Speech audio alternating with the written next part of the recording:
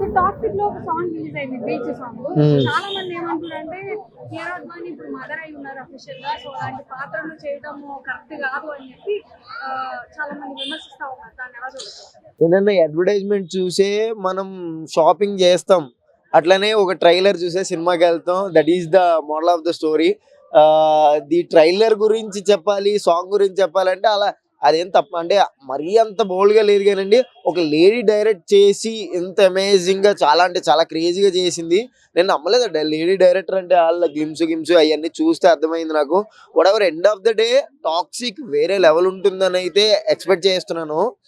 దీంట్లో బోల్డ్ అనుకుంటేనండి ఒక మాట చెప్తున్నాను, ఎక్కడ లేదు చెప్పండి, ఎక్కడ లేదు. టీవీలోనండి బ్రాల గురించి యాడ్లు వేస్తుంటే పిల్లలు చూడరా? ఇవన్నీ తప్పు కదా. ఇవన్నీ తప్పు కానప్పుడు బ్రా అనేది తప్పే కదా.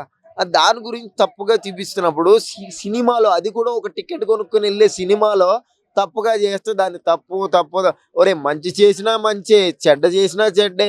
ఈ సమాజంలో ఎవ్వరికి ఏం అవసరం లేదండి. ఏదన్నా టాపిక్ కావాలంతే, మోడల్ ఆఫ్ ద స్టోరీ జనాలు నసలడానికి ఏదైనా టాపిక్ కావాలి అంతేగాని toxic it was very wonderful అనమాట. డైరెక్షన్ చాలా అంటే చాలా క్రేజీగా ఉంది. నాకైతే ట్రీజర్ కానీ, ఏదైతే ట్రైలర్ కానీ, అదే ట్రీజర్ కానీ, మన సాంగ్ కానీ సాగర చాలా మంది దాన్ని యూజ్ చేసుకుని మన వాళ్ళే తెలుగు వాళ్ళు ఇంకా దానికన్నా సీరియల్ యాక్టర్ కూడా చేసినట్టుంది. చాలా బాగా వచ్చారనమాట.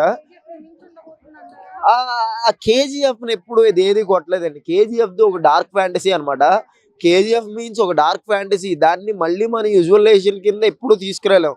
కానీ దానికి మించి ఇదంటూ ఒక వే అనమాట. వేలోనే చేస్తే మ్యాజిక్ చేయొచ్చు, లేకపోతే మ్యాజిక్ అవ్వచ్చు. అంటే ఎక్స్పెక్ట్ చేసి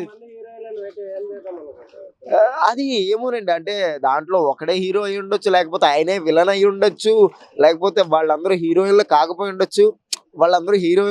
ఉండొచ్చు, మనం ఆబ్వియస్లీ అండి. జనానికి కావాల్సింది అది కదా. జనానికి కావాల్సింది అది. మంచి మసాలా కావాలి, మంచి ఎంగేజింగ్ కావాలి. ఏమండి చూసే ప్రతి కళ్ళు అలాగే చూస్తాయి కానీ గుడికి వెళ్ళినప్పుడే చేతులు జోడించి దండం పెడతాం మనం, అంతేగాని బయట ప్రతి దాన్ని అలాగే చూస్తాం.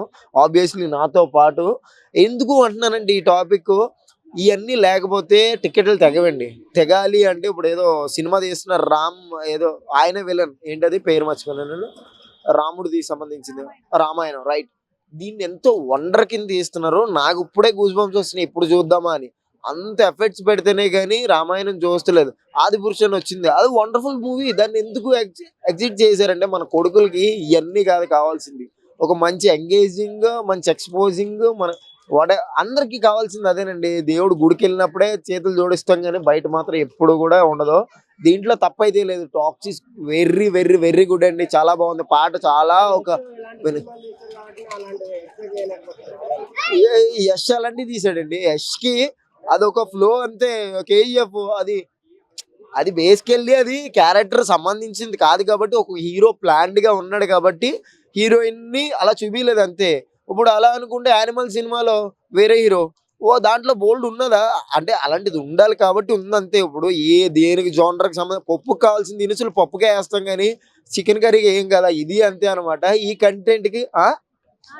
ఈ కంటెంట్ కావాల్సిన ఏదైతే ఉందో అది కూడా ఒక లేడీ డైరెక్ట్ చేస్తూ ఇంత ఎక్స్పోజ్డ్ కానీ ఇంత మంచి ఒక మాల్ మసాలా పెట్టిందంటే ఇట్ వాజ్ వెరీ ఎక్సైటింగ్ అనమాట. కానీ ఏదో పోస్టర్ మీద బూజు బొమ్మలో లోపల మొత్తం మంచిగా ఉంటే మాత్రం మేము బాధపడతాం. అలాంటి తప్పులు చేయొద్దు మేడం, ఎందుకంటే కావాల్సింది అదే ప్రతి ఒక్కడికి. అంతేనండి. టాక్సిక్ వెరీ బాగుంటుందని అయితే ఎక్స్పెక్ట్ చేస్తున్నాం. ఎప్పుడు జల్దీ వెయిట్ చేస్తున్నాం, ఎప్పుడు రిలీజ్ చేస్తారో చూద్దాం.